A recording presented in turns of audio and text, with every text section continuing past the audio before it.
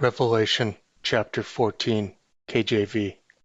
And I looked, and lo, a Lamb stood on the Mount Sion, and with him 144,000, having his Father's name written in their foreheads. And I heard a voice from heaven, as the voice of many waters, and as the voice of a great thunder. And I heard the voice of harpers harping with their harps. And they sung as it were a new song before the throne, and before the four beasts and the elders.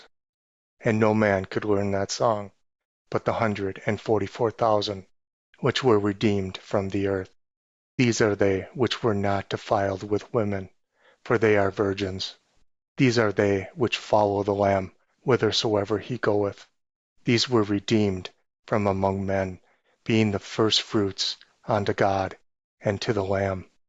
And in their mouth was found no guile, for they are without fault before the throne of God. And I saw another angel fly in the midst of heaven, having the everlasting gospel to preach unto them that dwell on the earth, and to every nation, and kindred, and tongue, and people, saying with a loud voice, Fear God, and give glory to him, for the hour of his judgment is come, and worship him that made heaven, and earth, and the sea, and the fountains of waters. And there followed another angel, saying, Babylon is fallen, that great city, because she made all nations drink of the wine of the wrath of her fornication. And the third angel followed them, saying with a loud voice, If any man worship the beast and his image, and receive his mark in his forehead or in his hand, the same shall drink of the wine of the wrath of God, which is poured out without mixture into the cup of his indignation. And he shall be tormented with fire and brimstone in the presence of the holy angels and in the presence of the Lamb. And the smoke of their torment ascendeth up forever and ever. And they have no rest, day nor night, who worship the beast and his image, and whosoever receiveth the mark of his name. Here is the patience of the saints. Here are they that kept the commandments of God and the faith of Jesus. And I heard a voice from heaven, saying unto me, Write, Blessed are the dead which die in the Lord from henceforth. Yea, saith the Spirit, that they may rest from their labors, and their works do follow them.